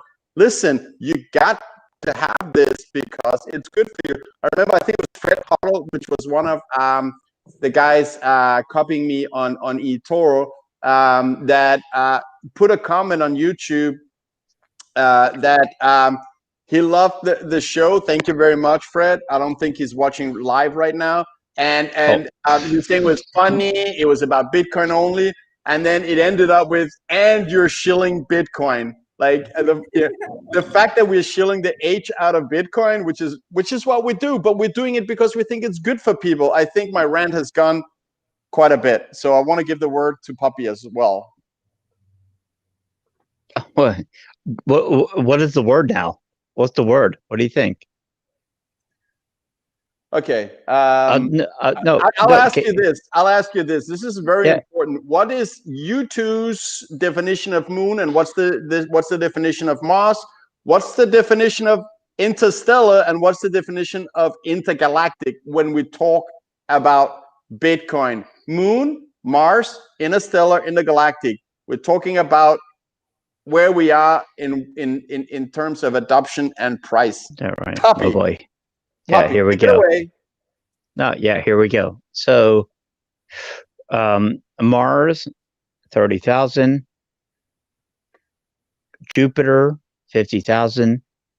Intergalactic, 100,000. Oh, You better be all in right now, Pubby. Hooker on the phone, like 120,000, I guess. But you get to take her phone away. I don't know. Going forward, Bitcoin is good to 500,000. Period. There we go. Once again, I'm not going to get outrun. I'm not going to be outrun by anyone else.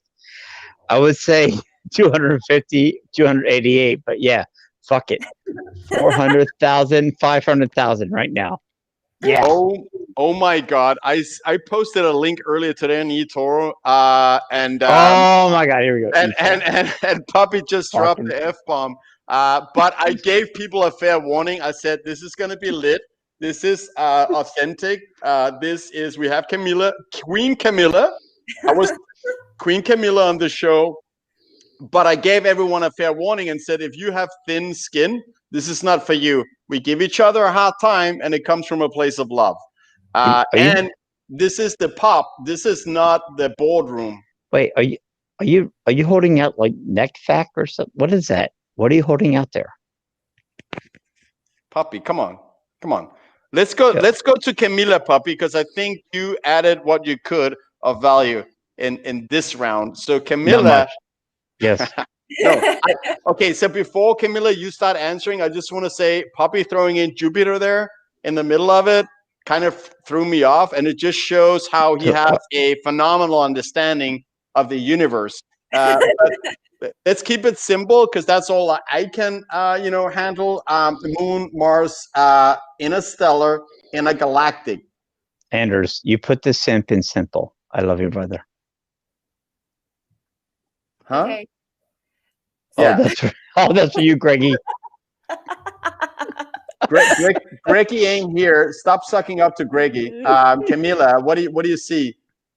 So when I got in here, I thought when you guys said we're going to the moon, I always thought that was 100K. because everyone talks about the 100K party, and I was like, okay, to the moon, 100K. Okay, that seems fair. Mars 500. Nice. I like it. Love it. Camila is smart, puppy. I told you earlier in this chat or this Toxic Happy Hour that Camila not only does great looking content, fun, Check. intelligent. 1, 2, and 2. You can hear me. I know you. I got you. Check. I got you, Okay. puppy. Can you But let her she's speak smart. then? Let her speak. Let her speak then. Okay. Let her fucking speak then, dude. Check. What was it? Interstellar? I'm just kidding. Interstellar. Yeah. So after you defined Moon and Mars as 100 and 500K, so now we're looking for interstellar. You know, going between the suns and then eventually leaving the Milky Way, going intergalactic, like good old Beastie Boys. Good old Beastie Boys. What a crew. What a band. So the next one is definitely a million. A milli.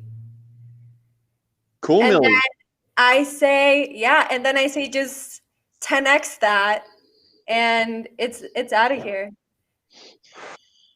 So Yeah.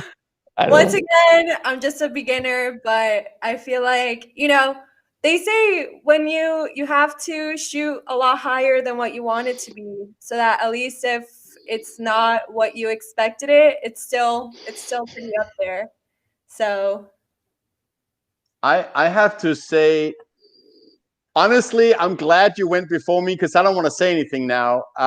Once again, you prove like the content you put out. I want to plug. We got 4 TikTok videos below in the YouTube show notes that Camila put out. Go give her a follow. I don't personally know what TikTok is. I don't know if it's a website or an app or something. it's an app, yeah. It's a Chinese app that watches you every single step. But enough on that. Yeah. But those definitions, I can't change that. I can't change it because that was perfect. It's one of my favorite memes on Twitter. I don't know if you guys. Here we go. If you're not all in right now, you're doing it wrong. That's it, right there. I programmed this baby. You should be all in right now. That's my technical indicator says all in right now. Not financial advice, but a very warm, friendly advice. And there's a meme on that is on Twitter where I don't know if you guys have seen The Last Samurai, where you remember the actual authentic samurai. He's dying in the hands of Tom Cruise, and yes, of course. He wanted that the perfect death. The perfect death. He wanted the perfect death, and like I think I just said the perfect death. Yes. Yeah, you cut me off, and you said it. Oh, sorry. I meant I'm sorry. The perfect death. But I want to hand it over to you guys now because that was perfect, and that's what Camila just did. Perfect. Oh, the perfect death. The end of the. Oh, check. Oh, the sun going on. Sorry, man. Sun going on here. Is there? Wait. Oh, Camila is lost. She's frozen. She left. Camila is gone. She put on a gift. No, she isn't. She had enough, Poppy. She had enough. She's gone. That's it. No. I can hear her. I don't know if that's a recording, but she's good.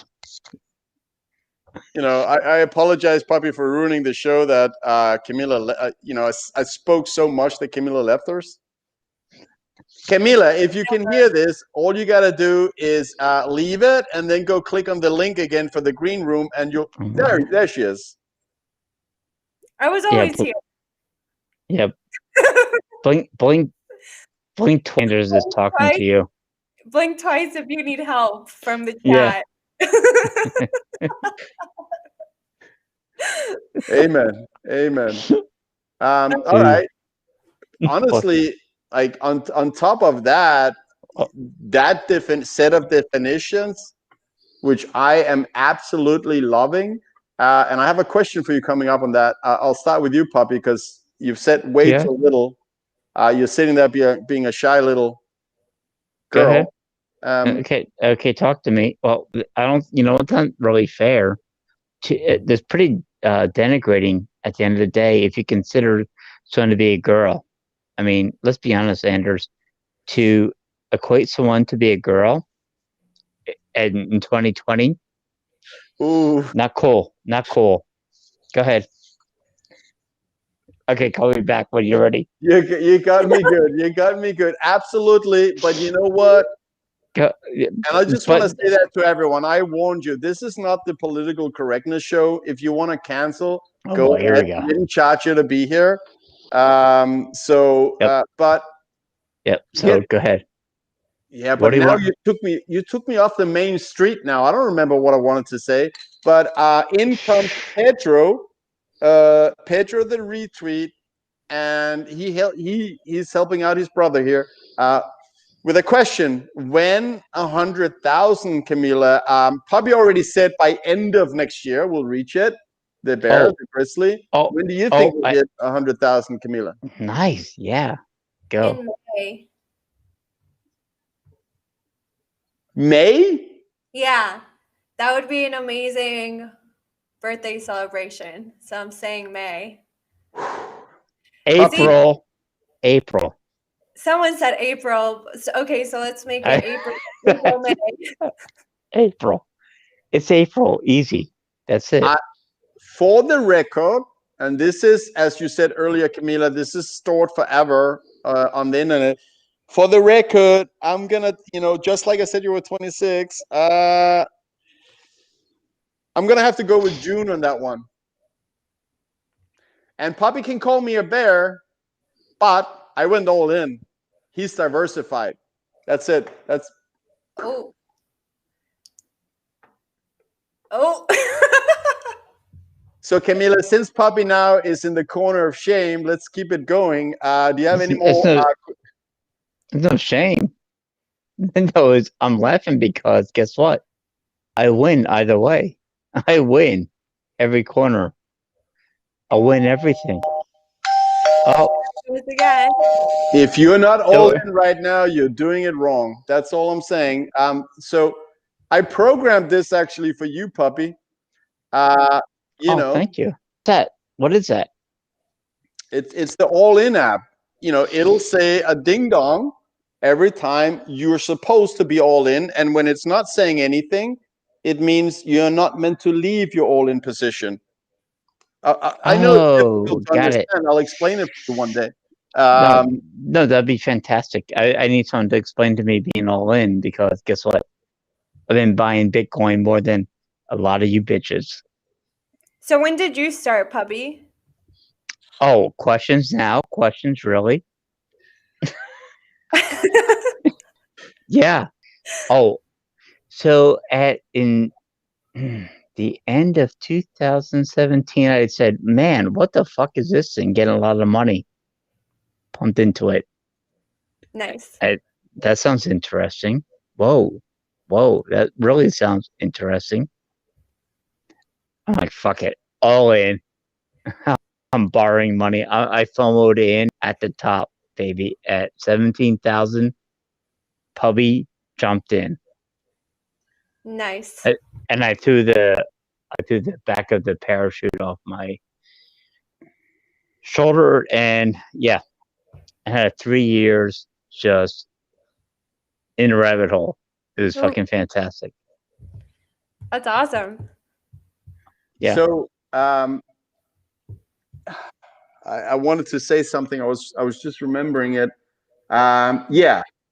So I want to ask how you feel about the current price, because I have been calling for this to happen ever since we were in the depth of the ice cold bear market.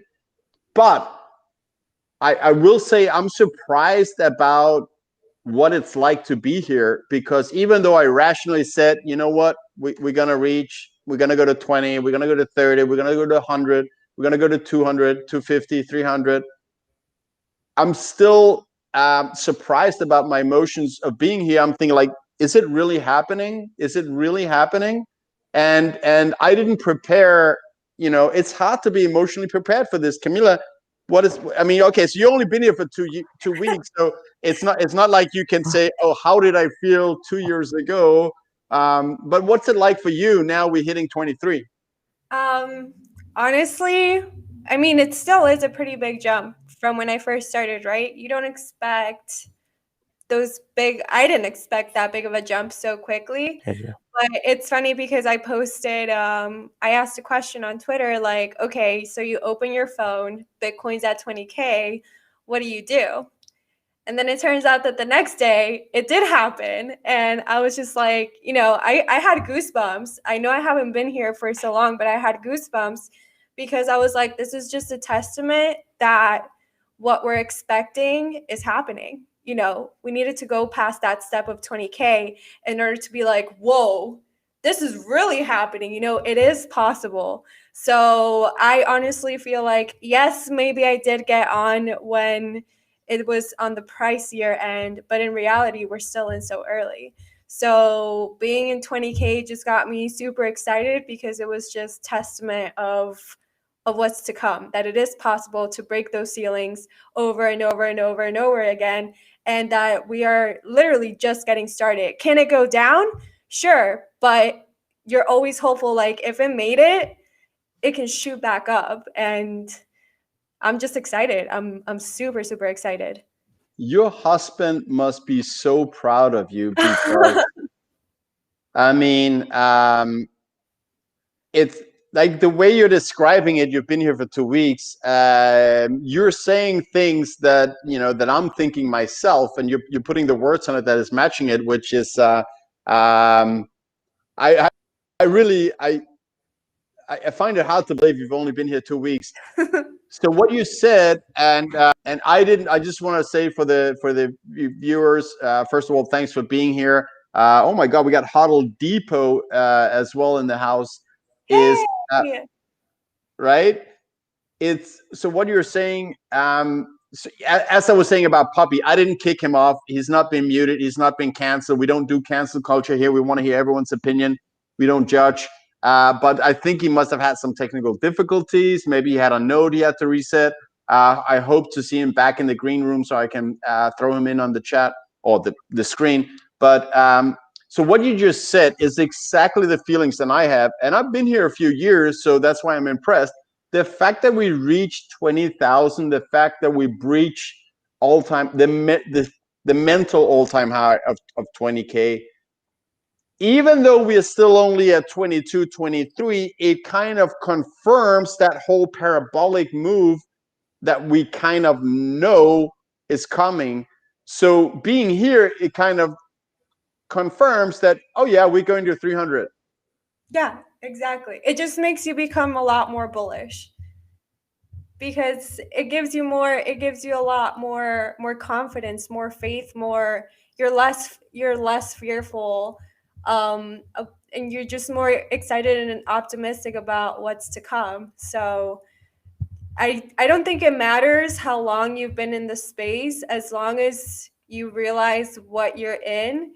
I feel like that's what also makes all of us come together in this feeling that how can you not be excited that we hit over 23K today, you know? Like we're all in this together, feeling the same exact excitement, the same exact thing, because we're all looking forward to the same exact thing. So, and it's very cool to see how, you know, people that have been waiting for this for so long, it's like that sigh of relief for them that it happened. And it's like, honestly, you guys deserve this moment. Like I'm enjoying it.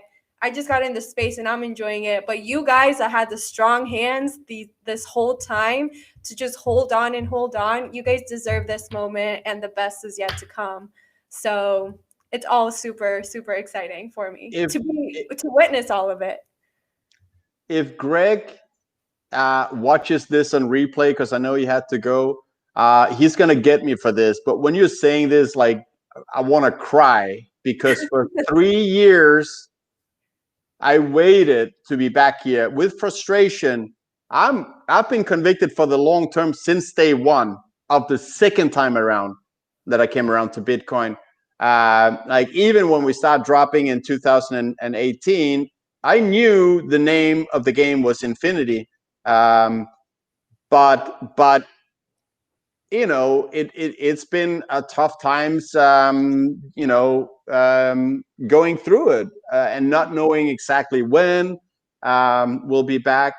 And what you just said reminded me, I don't know if you remember, about 1.5 hours ago, I said like special dates. That was something more I wanted to say about special dates.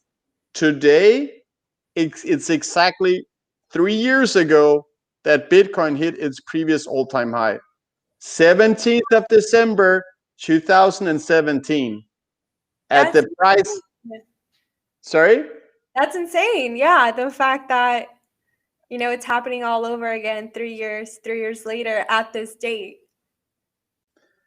And the thing that is different now is that the you know, those of us that went through the 17 bull run and knew what our hope and expectations were, to see it, you know, be put on standby for a couple of years, to be back here and then knowing what happened last time that Bitcoin broke the previous all-time high of 1100, actually 1160. I'm using Bitstamp as the measurement.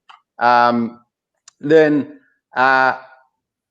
you know, in 2017, we saw that once Bitcoin broke all-time high, it did 20x in 12 months.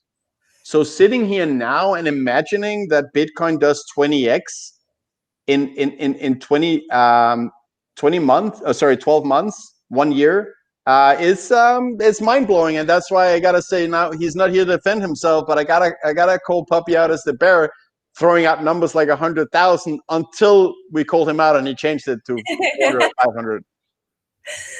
No, yeah. I feel like our minds, especially for a lot of us, we still can't wrap our head around the greatness that it's about to come. And that's why one of the things that's super important is we need to prepare ourselves mentally as well. And just be ready to receive all of this abundance, because that's what it's going to be. It's going to be so much abundance. You want to be mentally prepared to do what's right with all of it.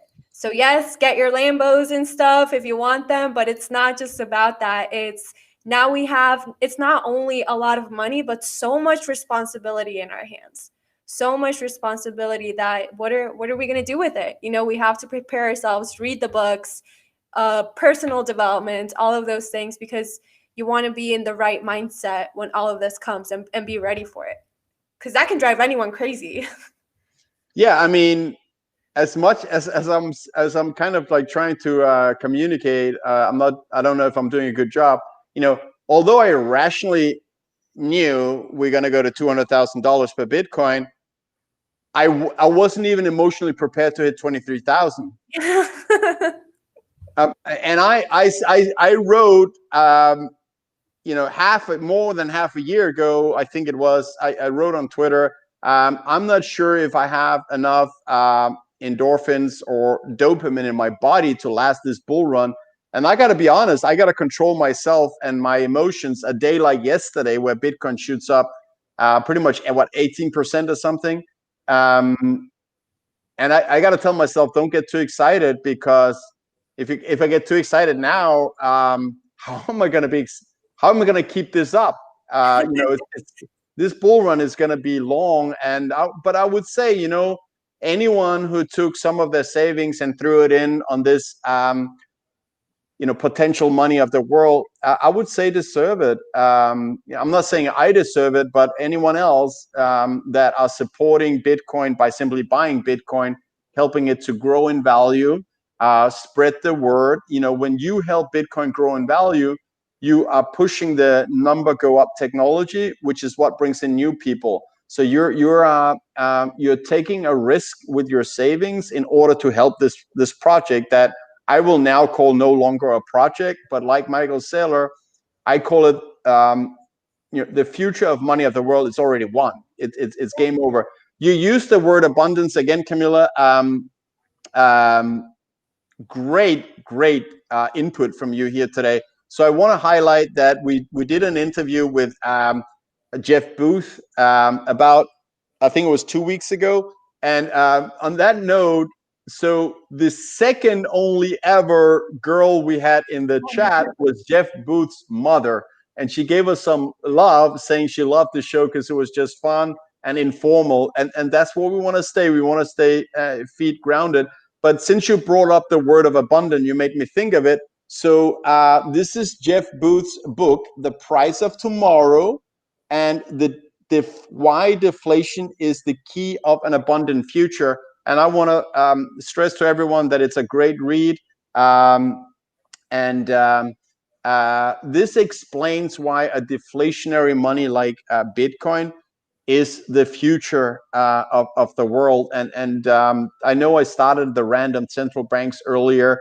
Central banks, we've been told, are great because they control the boom and bust cycle so we can avoid it. Well, if you look at history, central banks have not avoided boom and bust cycles, but what they've done is they dilute and steal the value of people's savings. And that hurts the people at the bottom of society, which breaks my heart. And that's the reason I came about Bitcoin, because I was I felt something's wrong with these central banks, something is not right. And I kept researching, watching videos, reading.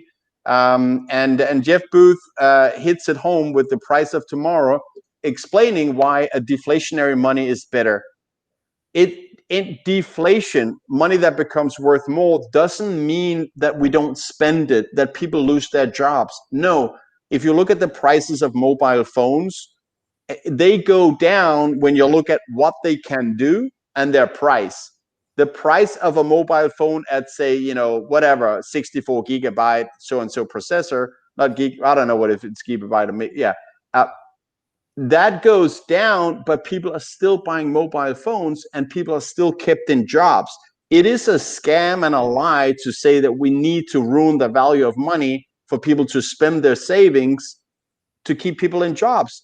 In my opinion, it's a scam and a lie, and I'm toxic against it. I'm toxic towards central banks because they're hurting the people at the bottom of society most, because all they don't have necessarily a house or stocks because they don't know enough about it. They only have fiat currency as their savings, to try and save up from themselves, to pay for healthcare and for their kids and, people back home in other countries. And central banks are wiping these people out, and it disgusts me. But if you have a lot of money, you own stocks and real estate, and guess what happens with those when you make artificial money artificially cheap with a socialist style committee deciding that the price should be lower of money, means the interest rate goes to zero, then assets grow in value because people are trying to avoid their currency of losing money. So they place them in assets, and assets go up. A lower interest rate, a lower mortgage rate makes real estate go up. And that's, I don't have any problem with rich people. They, as long as they didn't cheat or scam people, I'm so happy for them. I am a capitalist with capital letters all the way through. Capital C, capital A, you keep going. But what I have a problem with is the central banking system hurting people at the bottom of society that don't have these assets that go up artificially, but are benefiting the rich people. And I love rich people for whatever they did, add value that made them rich. God bless them. But yeah, that was a big rant. But overall, that's why I have a problem with central banks, because they're wiping out the poor and they don't even know it. And they're like, what do they call it? Wolf dressed in sheep's clothing. They try to make it seem like they're helping, that they're helping you. Oh, loans are good, all of these things. It's okay if you owe all of this, but you're living the good life. But it's not true. It just makes you become a slave of all of this. And I feel like that's why we want to fight. It's a revolution at the end of the day. Bitcoin is not just a number that goes up. It's a revolution with a lot of things that are wrong in our society, including the central banks. So I completely agree with you. I'm not mad at rich people. If they didn't scam anyone and they figured something out, good for them. It's just, it's good to think that Bitcoin is able to give everyone the opportunity. You know, if people are listening right now and getting that education, everyone has the opportunity to get there, figure themselves out, have enough money to where they're not thinking about money and they're thinking about bigger ideas that are going to help the world. Because that's the thing. If you're thinking about money all the time, you're a slave of money. So there's no room in your mind for you to think of anything else except for that. But once that's figured out and your mind is a little bit more clear, you can think about bigger things. And that reminds me of the Bitcoin standard, where it's like when they were in the wealthiest of times, when they were in the gold standard, that's when like all of these brilliant minds came up with the inventions and stuff, because everyone was, for the majority, people were very prosper.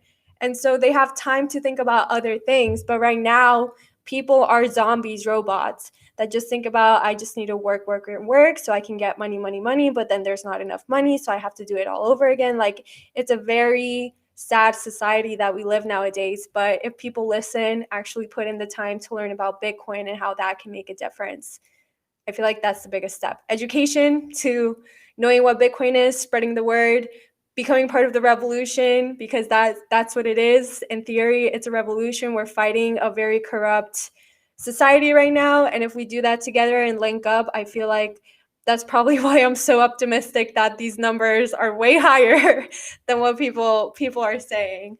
So I'm just super, super glad to be a part of it, to be honest. It's really cool. You know what, Camila? I knew you were smart when I saw the videos, because they send a very powerful the TikTok videos that, again, they're down below in the show notes on YouTube, because they had a very clear, precise message delivered in a fun, phenomenal looking way, with the music. You had Run DMC there, right? Yep. Let's go. So I knew you were keeping a lot of great thinking under the hood there, and I would say, as we've gone towards the end of this interview with you, you really opened up of that understanding, and you know, the people that are left watching, I think, appreciate that. I appreciate that. I don't want to you know, bring heat on Pubby for leaving, you know, and missing out.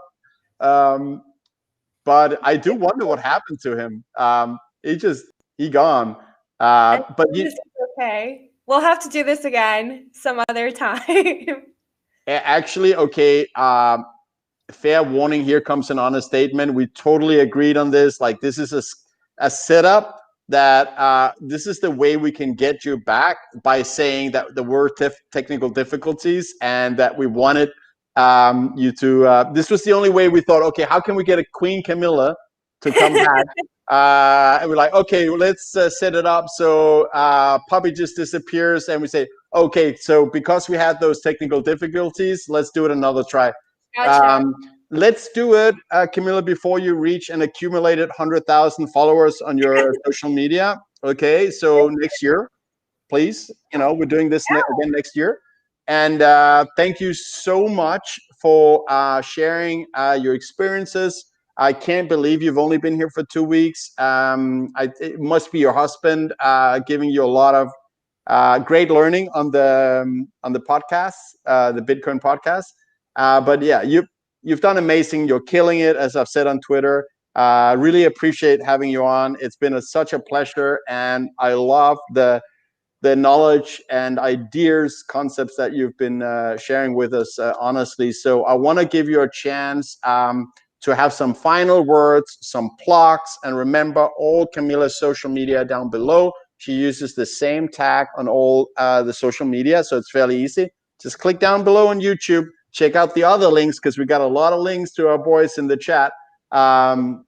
So, Camila, final words, plugs, whatever, take it away. You so much deserved it because you survived 2 hours and 10 minutes on the toxic happy hour.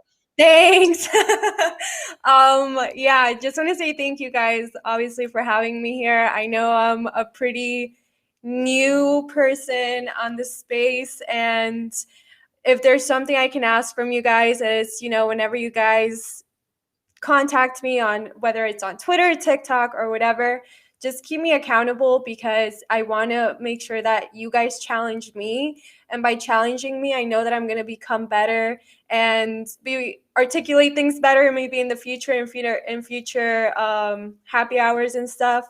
Don't be afraid to say hi. I'm a super, super friendly person. Whenever I put stuff out, just know that it's in service of everyone else. I know the TikToks can be funny and entertaining, but at the end of the day, I would only do it because I'm learning. It's my experience, and I want to share that with people so that we can get to more people. So thank you guys so much for having me. The chat, you guys are amazing. The fact that you guys stayed here with me. Hi, Sean. I don't know if he just got on. That's okay. I'll be back. I'm gonna, like I said, I'm not going anywhere. I'm here to stay. I'm here to learn. I'm here to grow with you guys. So yeah, thank you so much for having me. All of my social media is down below, Camila Campton, and shout out to my husband because he is a really good man. I chose right. You guys don't see him, but yeah, I'm like, my account is basically his and my account. We're doing this as a team now, and if it wasn't for him, I wouldn't be here. So thank you. You Yeah. are most welcome, Camila. Thank you so much for coming on this show and sharing your experiences and your thoughts. You've added so much value to the Toxic Happy Hour. You've elevated us here. Yeah, thanks a lot. Really appreciate that a future 1 million follower girl cared to join us on the Toxic Happy Hour. So on that note, before we do our final waving goodbye, I just want to, give a fair warning to people not to store more value. Here we go again, all in. That's the all in bell right there. I want to give a fair warning. Do not store more value in fiat currency that you're willing to see melt away. It's a built-in policy. They have convinced you that it's a good idea that your savings lose value. Think about it. Is it really a good idea? People had jobs before a poor currency, and the biggest productivity growth ever in United States history was when we were on a gold standard in United States from 1873 to 1892, where the productivity in US grew by almost a factor of 3. So there was a plenty of activity, plenty of spending when we were on sound money. So careful allocating value to fiat currency built in to ruin your savings. On that note, Camila, thank you so much. Bye to you and bye to all of you that stayed that long. Yeah, you guys rock for sure. All right. Bye. Bye.